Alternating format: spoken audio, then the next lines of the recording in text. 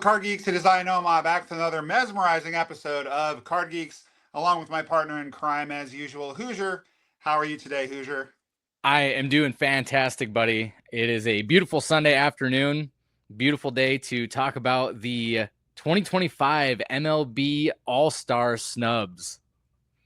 Let's go. All Star Game is going to be tomorrow night when you guys watch this. We're recording this Sunday, but Monday, happy Home Run Derby Monday, and the game is going to be Tuesday night. And there's some people on the team who maybe shouldn't be on the team. There's some people not on the team who maybe should be on the team.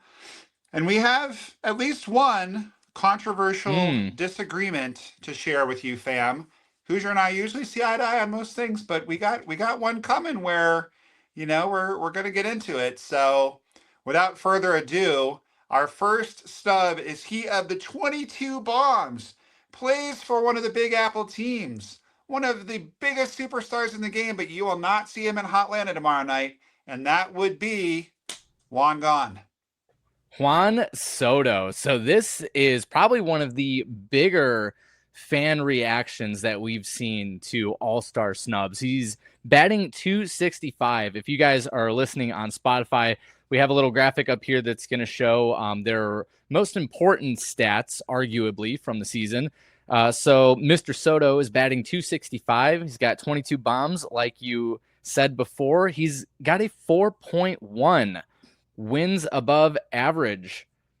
And then his OPS is 910. So he did struggle. He did struggle a little bit, but then he had that month of May and June where he was absolutely crushing. Absolutely crushing. And many fans were very dismayed to find out that his name is not going to be on the All-Star roster this year. Yeah, that's ridiculous. I mean, this guy's on pace to have an 8 WAR for the season, and this game is all about entertainment.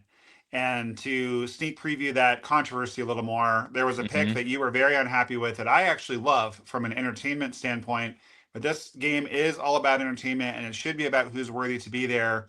But this guy is one of the faces of baseball. I mean, Yes. he has played since he was 19 years old, since 2018, I believe it was when he debuted. He's a surefire Hall of Famer. I think there's no way that he doesn't make the Hall of Fame just because he's still so young and his counting stats are definitely going to be there. There's no question they're going to be there. The guy's got a 4.1 WAR. He's got 22 home runs.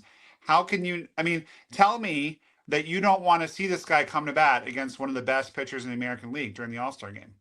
Absolutely. And then to add on to that, I would love to see Soto in the home run derby. But guys aren't going to want to enter the derby if they're not part of the All-Star roster, which hurts it even more. I think that this was a terrible outcome. And there are people who argue that, oh, well, he was really struggling during the earlier months. And that's when, All-Star voting starts taking place, I believe May-ish, maybe before May, for the players.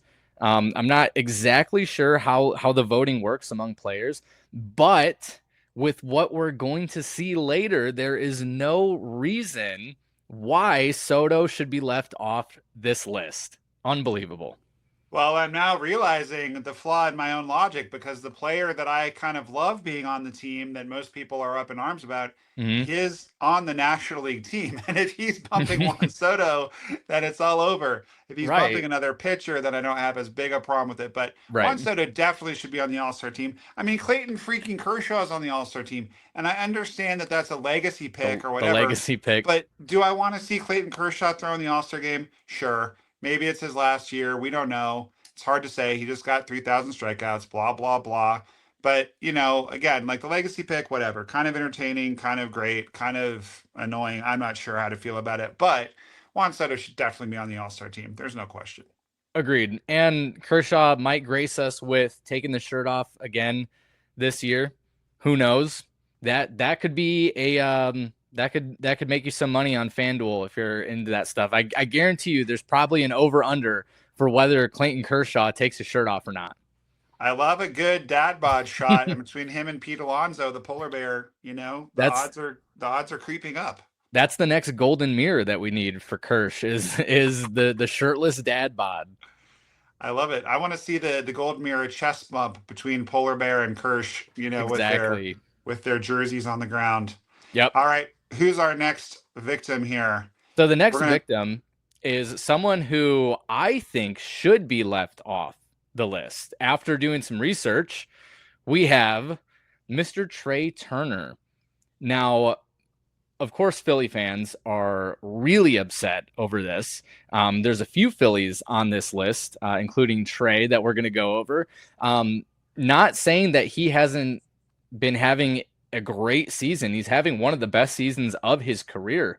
He's got 11 home runs, 40 ribbies. He's batting 292. And as of this recording time, I believe his WAR bumped up to 3.0. So wow. Trey's having an amazing season as a shortstop, but I don't think that he deserves to be there over who is currently chosen. They have Lindor as the starting shortstop, Mm-hmm. which I think that Lindor should be starting. He's having an Mm-hmm. amazing year. I think the only thing that Trey has him beaten out in is the average, and it's really not that much higher. And then the reserve shortstop is Ellie De La Cruz, who is Right. arguably having a better season than Trey as well.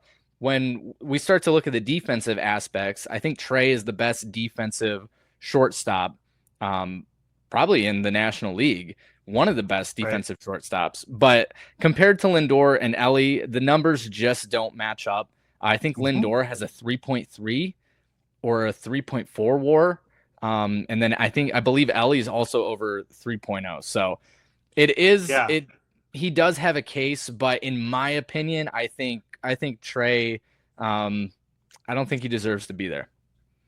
Well, it's kind of interesting too because one graphic that's not up on the screen is he also has 112 hits, so he's on pace Mm-hmm. for 200 hits, which is less usual in the modern game. When I was a kid, Wade Boggs and Tony Gwynn were cranking out 200 hits pretty easy, Right. and of course Pete Rose did before them. But nowadays, it's kind of unusual to see someone get 200 hits. He's definitely having an extremely good year. I think Yeah. you can just only have so many shortstops on the team, and Frankie won the popular vote, and you got to have Ellie both because of his talent and because he's so gosh darn entertaining. Yep. So, I'm kind of with you on this one. Like he's definitely a bubble guy. I would have no problem with him being on the All Star team. I don't particularly have a huge problem with him not being. I think that Juan Soto, twice as many home runs as Trey Turner. I mean, you can't be on pace to hit 40 home runs and not be in the All Star game. And one could argue you can't be on pace to have 200 hits and not be in the All Star game either. Mm-hmm. But, this one is a bubble pick. I'm not up in arms about him not making it. I definitely agree. Now, you said someone who is on pace for 40 home runs should not be left off the All-Star list. And here we go. I'm rocking my Cubby shirt today. As most of you guys know, if you're new to the show, first of all, welcome. We really appreciate you being here. We want to interact with what you guys think, so leave a comment. If you have a player who you think should be on there that we didn't go over, definitely drop that comment down below. But I'm a huge Cubs fan, and I think the biggest snub of this whole ordeal is my guy, the Nippon Pro, who hails from Tokyo, the one and only Seiya Suzuki. Yeah, this is just ridiculous because now we're not talking about 50 home run, excuse me, 40 home runs. We're talking about a 50 home run pace. He leads the league in RBI. Does he lead the majors in RBI? He is tied right now. I believe he's tied with Pete Alonso, if I'm not mistaken. I believe they Yeah, they both have 77 ribbies my going boy into the Polar All-Star Bear. break. Yeah, but that's ridiculous. I mean, I don't see how it's possible that this guy's not on the team. I mean, Trey Turner, you can make the argument for or against. Seiya Suzuki, you cannot make the argument. And here's the other thing that I find really baffling. Mm-hmm. It's very obvious to me as a business owner, the business side of MLB is that they're trying to get more market penetration in Japan and around the world. And how do you leave off one of Japan's favorite sons when you're trying to get people in Japan to watch the All Star game? Like, it does not make any sense. They're going I to be tuning completely in agree. for Shohei. Yeah, but I mean, we've got to see the photos of Shohei and Seiya Suzuki together. We've got to see Seiya Suzuki squaring up against the best American League pitchers. And just from an international market expansion standpoint, just purely from a business perspective, how Rob Manfred didn't demand that this guy be on the team is baffling to me. I don't pretend to know the mechanics of a business as large as MLB, but I am a small business owner, and I do think, as far as sometimes what is not logical on the surface is what's best for the business. There's no way that this makes sense from a logic standpoint, from a business standpoint, and from an emotional statistical standpoint. This is just a travesty. This one, there's no excuse. He's got to be there. I absolutely agree. And when they did the Tokyo series against the Dodgers for the first opening series this year, there were so many Hiroshima Carp Suzuki jerseys in the stands. People were going nuts for Seiya Suzuki. Yeah. And I think that he should win Most Improved Player of the Year. I think that he's probably going to by the end of the Oh, year. yeah. Oh, yeah. But what's interesting is we have a little name up there with a date. Hank Greenberg was the last RBI leader to not get selected to the All Star game, and that was in 1935. So the 90 last years time, ago. 90 years ago. So I agree with you. I think this is the worst. This is a war crime. This So should this not is happen. a generational snub. This is not It just a snub for this year. This is, you guys will probably never see a snub this bad the rest of your lives. Big market team, very highly hailed player who really struggled his first couple years over here to meet up to the hype, to meet his potential. He's a solid player, but this year he's put it all together, plays for a big market team, plays, hails from Japan, which is probably the second biggest, most rabid baseball country after us. Mhm. And this is crazy. It's crazy that he's not there. Yeah, I agree. So moving on, which I'm never gonna move on from this. Rob Manfred, if you're watching, which I know you're not, so but this is what really makes this next pick just mind-boggling. And this is what we alluded to earlier in the episode. But the fact that someone like Seiya Suzuki is not on the list, and then again, nothing against this person. I think that it's awesome for him and his family. I'm sure this is something that he's never going to forget, of course. But we have Jacob Miserowski. The And Miz. Miserowski loves company. You like my play on words there? I do. And so coming into this, and for those of you that can't see the screen, if you're listening on Spotify, you're missing out because it's a very interesting picture where he looks like the Hunchback of Notre Dame. Just the way that he's moving forward and the He's a wind catching his jersey. He's a Um, very tall, very lanky guy. he So a is. lot of his photos are very similar. He looks like he's Yeah. just kind of lumbering Yeah. lumbering off the mound.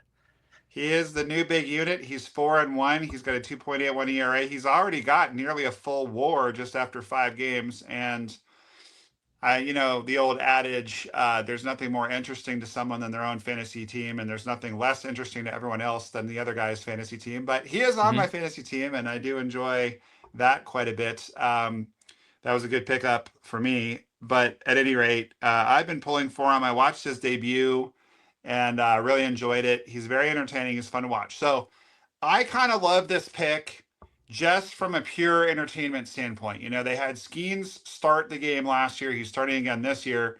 One could argue it's a little more deserved this year because he's been there the whole year. Yeah. But him starting last year, it was about the entertainment factor. It's like, here's this kid who comes out of, not really out of nowhere. He was very Right. hyped, but, is just mowing everybody down. His girlfriend's a social media starlet. He's got the stash. He was a fighter pilot. Like, he's a cool guy, and everyone had Skeens Mania last year, and for good reason. This year, the Miz, he's got a cool nickname. He's taking the league by storm. He's fun to watch. He's tall. He's filthy, over 100 miles an hour without much effort. I think he hit 103 in his debut, if I remember correctly. I mean, this guy is the new Randy Johnson, except that he's right-handed, but big, tall, skinny guy, just brings the heat. I mean, it's going to be super entertaining to see him pitch in the All-Star game. And again, from an entertainment standpoint, it's great.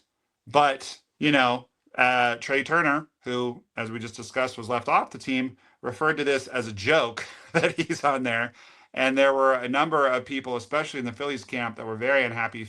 The Phillies actually charted an extra plane They did. just to get everybody to the All-Star game. So Kyle Schwarber's going to have a very comfortable ride, stretching his legs out in his private jet on the way to Yeah. the All-Star game. But they thought they were going to have 4, 5, 6, 7 guys. I think last year they had 7, and really only one made it. So, it makes sense. So Miserowski obviously is not a snub, but we put him in here just to kind of illustrate the point of like, could you have found a way to get Suzuki or Soto on there without Miserowski? Well, he's a pitcher, so arguably maybe not, because you have to have enough pitchers to finish the game.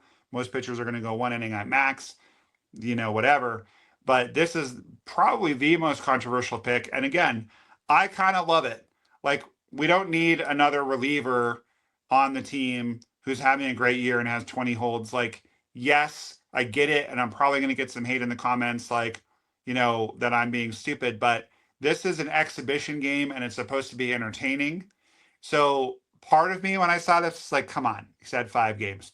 Another part of me was like, yeah, but it's kind of great as far as it's going to expose him to people. It's going to build his brand. It just helps kind of pass the torch to the next generation of guys. So although I understand why people hate it, just from a promotional standpoint and a business standpoint and a fun standpoint, I kind of love it. I kind of love it. I kind of love it. I will have to respectfully disagree. I hate everything about this. Everything about this makes me angry. Okay? Not because I have anything against him. I agree with the entertainment aspects of, of the Miz coming in, throwing absolute gas, mowing people down. That's super fun. But while I was researching the other snubs of NL pitchers, this is what makes me side with what the Phillies were saying. And Nick Castellanos, who is one of my favorite players, he referred to this as being on the level of the Savannah Bananas decision making. Like, this is just a complete clown show, and I completely concur. Mm-hmm. I concur with Castellanos because we have Christopher Sanchez. Okay. He is 7-2. He's posted a 2.59 ERA in 18 games and is a 4.1 WAR. And this dude was left off the All-Star roster, and the Miz is on there while Chris is left off. Yeah. And you forgot the best part. He's got 116 strikeouts. So, I mean, again, the guy's on pace for a 200 strikeout season. And yeah, I mean, when you see the 4.1 WAR, it's a little hard to maintain my position.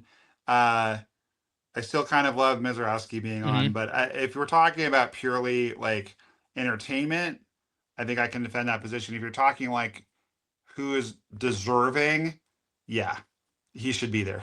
So this kind of makes me question it. If I'm Christopher Sanchez, how do you reconcile this, right? Because not only is it's not just about being named an all-star and the accolades, but there's also quite a bit of money on the table, as Juan Soto said. So essentially, someone like Christopher Sanchez, who's having the best season of his career, who is more than deserving to be there, gets outed by someone who is not completely proven. And how do you reconcile that, like, as a player being like, hey, I'm posting the best season of my career, I am one of the best NL starters, right? 4.1 WAR, and you get snubbed for someone who has played 5 games. Yeah, and let's quote Castellanos. So Castellanos with the homer to left. For those of you that don't know what I was just referring to, just put Tom Brenneman home run call into your YouTube when you're done watching this, and you'll understand why it It's like became a it's meme. iconic. But It's iconic. Castellanos with the I, home run to left. I don't know if I'll ever put on this headset for Fox ever again. It's just So perfect. It's bad. perfect. Shouldn't laugh, but like It's it's so the funny, timing. and the way that he has just managed to hit home runs on like the most tragic, awful days and Hmm. moments. It's a whole thing. So It look into is. that. But let's go to the quote. Castellanos. It's turning into the Savannah Bananas. Major League Baseball is really just focusing on the most marketable players. So the fact that they can have somebody in the game that's going to basically blow out one inning and throw 103, 104, they're going to get more eyeballs on baseball. They're going to think it's getting more popular. Turner went on to refer to it as unacceptable. And Turner also said, "What a joke. That's effing terrible. I mean, that's terrible, dude. It's not the All Star game in the sense that the best players go, or people who've had the best seasons. It's whoever sells the most tickets or has been put on social media the most. That's essentially what it's turned into." And keep in mind, close quote, they're not just talking about Chris Sanchez, they're also talking about their boy Ranger Suarez, Right. who in 13 starts, bro, has a 1.94 ERA. So we have a player. I mean, 13 starts is a sample size. The guy's got a 105 whip, but I mean, 1.94 ERA. So the delta between his ERA and his whip is 0.89, and he's not on the All Star team. That is pretty crazy. And again, I'm going to go back to there's a part of me that kind of loves it, and there's a part of me that's like, well, yeah, the point of the game is to promote the game. But then now we have some kind of like infinity loop logic because in that case, Suzuki should be on the team, right? So if it's a popularity contest or if you're trying to make the game more popular, be consistent with your decisions, Rob. So it's a little bit of a strange one. I absolutely agree. I completely agree with the frustration of Castellanos and Turner. I think a lot of other players have voiced just the absurdity of some of these picks and snubs. And yeah, it completely makes sense because if you can't produce and be a valuable player and make the all-star team, and it's really more about popularity, then Yep. like you said, why is Seiya not on the team? How did he Right. not make it? It just, like you said, it falls into a very weird loop of hypocrisy that doesn't make Yeah. sense. Well, So and Turner and Castellanos are correct that what they're trying to do is get water cooler talk to happen on Wednesday, where people are like, "Did you see that Miserowski kid come in and strike out the side?" And that's true, because per Fox Sports, he has been stellar over his first five starts, posting a 2.81 ERA, 0.9 WHIP, 145 ERA plus. This is the big one: 33 strikeouts in 25.2 innings. He has been consistently hitting triple digits. And I think that Rob or someone close to Rob was watching his last start on July 8th against one of the best teams in baseball, the Los Angeles Dodgers. Homeboy strikes out 12 in 6 innings. And yeah, I think someone just scratched their head and went, "Whoa, we got to get this kid in there. We just got to get him in there. He's going to pitch the seventh inning. Like he's got to be there." yeah, Too good of a marketing opportunity to pass up. I think if he strikes out six Dodgers or eight Dodgers, probably he's not there. The yeah, 12 Dodgers, I think he just got on the radar and he was like, someone pushed the button. yeah. I agree. Now, again, that's our list of players that we think had some of the biggest snubs and generated the most controversy. But like we said earlier, we want to hear your opinions in the comments. We love interacting with you guys. We want to just thank you for watching and enjoying the show. This show is all because you guys watch us, so we really appreciate it. Now, moving into our last segment, we're moving into smoother waters here. Not as much controversy, but there is controversy because anything can be controversial, especially in pro sports. So, lastly, we are going to rate this year's All Star uniforms. We have Yeah. the NL uni up there, as well as the hats. We have the Dodgers and the Atlanta Braves.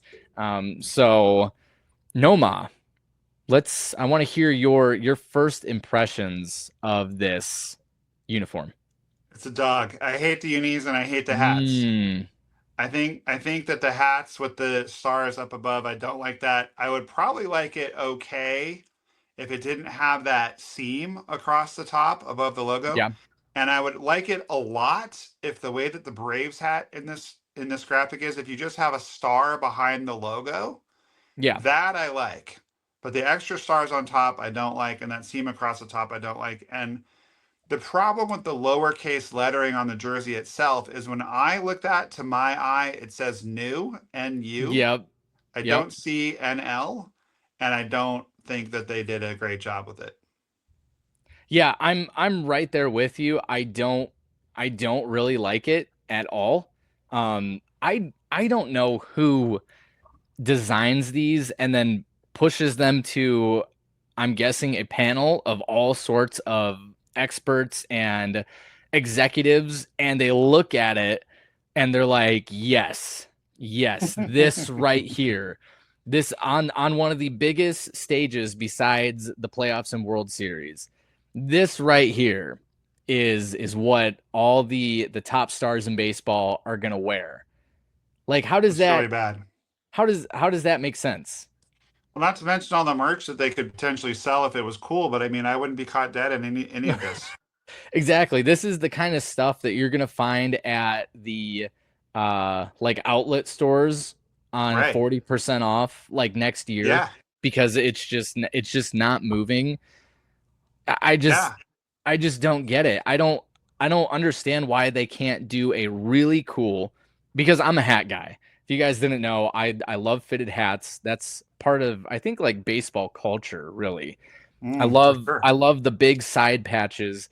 I don't understand why they can't do a really, really nasty side patch and have each of the teams keep their respective logos, right, on the hats, and make them like all kind of uniform.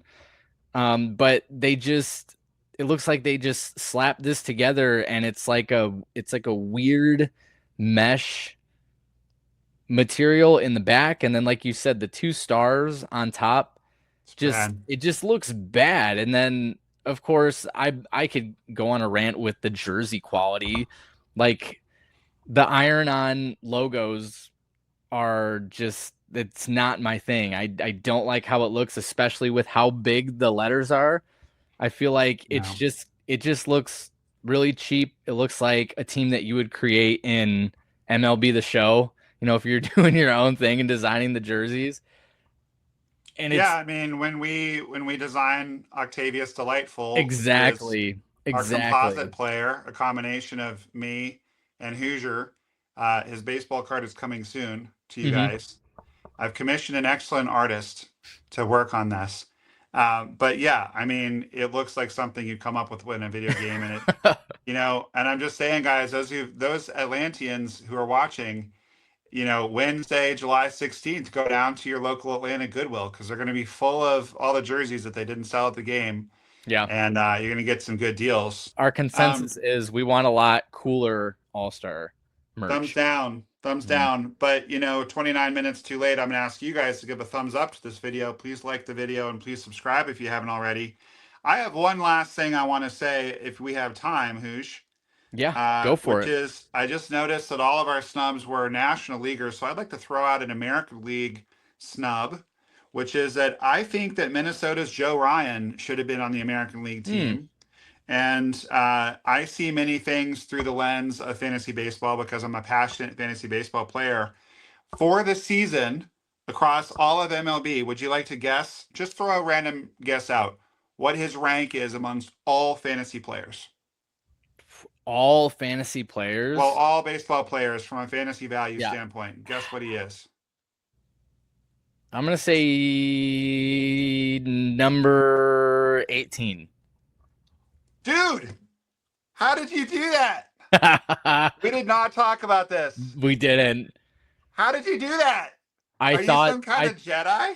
I thought that it was, I mean, the way that my steel trap, analytics and math brain works. Not really, guys. I was in the Marine Corps. I don't do math. I failed That's math for Marines. crazy that you pulled that out. Well, because you knew that it must be good, or I wouldn't have brought it up. But I thought you were gonna Yeah, guess 50 or something like that. He is number 18 on the season in fantasy, and more importantly, his real life stats. He has got 9 wins, 121 strikeouts, 2.72 ERA, 0.91 WHIP. So he's on pace for 240 strikeouts, 18 wins, and a WHIP under 1, and an ERA under 3. it's Talk about a player nasty. that is putting it all together. And as a complete aside, I do have an auto of his to 5 that I'm not particularly attached to. So if any of you folks out there are big Twins or Joe Ryan fans, hook me up with an offer, NomahLovesYah@gmail.com. I'm a big fan of Pete Alonso, David Ortiz, Corbin Carroll, Vladdy Guerrero Jr. I can send you some more players, but yeah, that was a big pullback. It was out of Bowman when he was still a prospect, That's awesome. and I've just held on to it all this time, and he's finally putting it all together. But I think Joe Ryan should have made the team. Just had to throw an all-star snub in there for the American League team, since as a lifelong Red Sox fan, I always root for the American League in the All Star game. And we're coming for you, you National League fans, you Cubs fans. We're coming for you. So, hey, maybe we'll get lucky when we're in Milwaukee in a couple weeks and get to see the Miz pitch. That would be pretty fun. Yeah, that would be sweet. You never know. Maybe Definitely. we'll get lucky. Yeah, we're gonna have a video coming out from. We're going to a Cubs Brewers game later this month. We're planning on hopefully ripping some cards there, enjoying the game, and It's getting gonna you be guys awesome. some content from that. So super And excited. then you guys will see Hoosier at the National. I was going to the National, but unfortunately I have to work. I booked some work during that time out of state that just the way that the schedule came together, it was really the only time that I and the client could do it. So we have a new company and I need to work when I have the opportunity to work. So just how it happened, but hopefully I'll make it to the National next year. But I'm not giving up our game together because I've been looking forward to that for months. So I will pop in there on the way and see you on my way to DC. And do you have anything else that you wanted to share with the people today, my friend?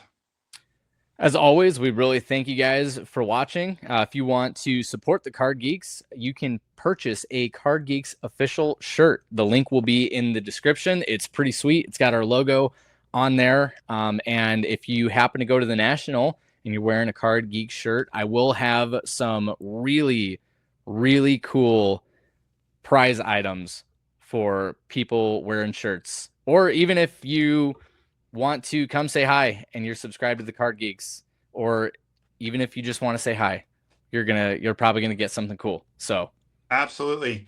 And hey, fans of my channel know that I like to do giveaways. And if you haven't checked out my channel and Hoosier's channel, you definitely should. Nomah's Sports Cards, NOMAHS Sports Cards, and HoosierPulls, HoosierPulls. So, hey, speaking of giveaways, I was going through my cards the other day to do a trade video. So check out the trade video that should be posting. Well, it's supposed to post Tuesday night, but now that I'm thinking about it, I might need to not post it on Tuesday night because no one's going to be watching YouTube baseball it's card true. stuff. They're going to be watching the All Star game, but True. I will post it at some point very soon. But one of the things I stumbled upon going through my cards for the trade video was that I had bought 5 of these Paul Skeens Topps Now rookie cards. And spur of the moment, I've just decided I'm going to give one of these away to Sweet. our fans right now. So thank you guys for watching all the way to the end. If you want this card, you must be subscribed to the Card Geeks and Hoosier's channel and my channel. And then the first person to email me, NomahLovesYah@gmail.com, NomahLovesYah at gmail.com with your full name and address. And the code word today is going to be The Miz because we spent so much time talking about him. And yeah, you could get this handy dandy Paul Skeens rookie card from Topps Now. So thank you guys for your support. Just want to show you the love today. That's awesome. Fire off those emails, guys. Did you get the card I sent you, by the way? I did. It's actually right here. It's up Nice. on the stand. We got a sweet Michael Bush with a Nomah inscription autograph. So Yeah. this is a very cherished card. Not taking it out of the little grading sleeve here. It's staying up on my stand. So I Right appreciate on. that, buddy. It's absolutely my pleasure, and we're gonna make this Paul Skeens even more special right now, which is I'm gonna inscribe it first Card Geeks giveaway. And if you're not Ooh. familiar with my channel, I always write on the outside. So the card is mint.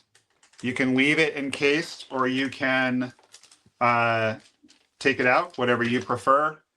So how about this? As if getting a Paul Skeens rookie wasn't good enough, but we appreciate you guys' support and you watching.